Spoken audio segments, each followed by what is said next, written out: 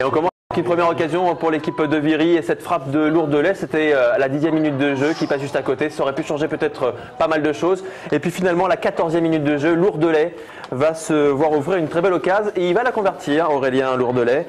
À 14e, but pour Viry qui commence bien ce match, 1-0. Et là on se dit c'est bien parti pour les Virois qui ont besoin de gagner à domicile et de se rassurer.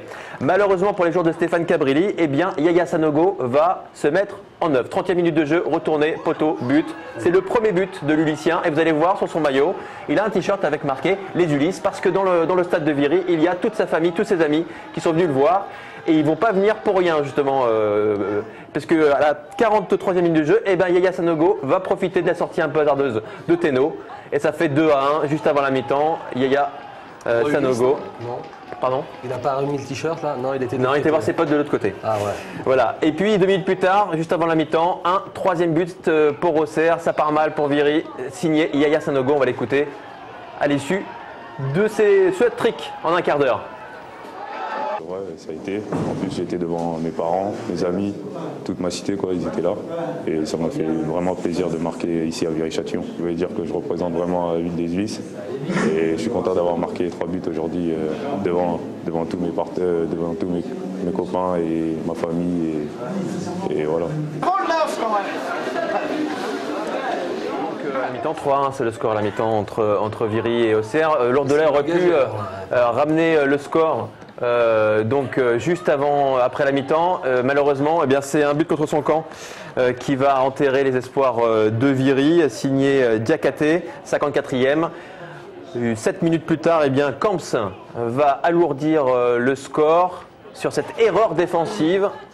5 buts à 1. Et puis à la 69e minute, c'est Adriano Tenena, je ne le redirai pas deux fois, qui marque le 6e but pour Auxerre.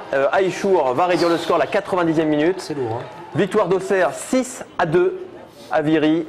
Ça va être compliqué pour Stéphane Cabrilli. On va l'écouter à l'issue de cette déroute de Viry. Ça a fait beaucoup de choses aujourd'hui contre une réserve professionnelle comme Auxerre où on sait que c'est difficile. Donc c'est à l'image de la saison, c'est difficile. Ça a été quoi les mots dans le vestiaire à la fin du match?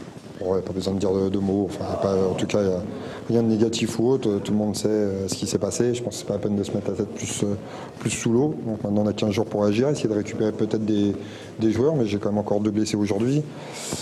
Bon, voilà, on va continuer à lutter et pas baisser les bras. Et puis, à un moment donné, un autre, on va bien récupérer aussi tous les joueurs. Et puis, on va voir aussi ce qu'on va faire à l'intersaison, fin de la trêve, pour essayer de renforcer ça éventuellement.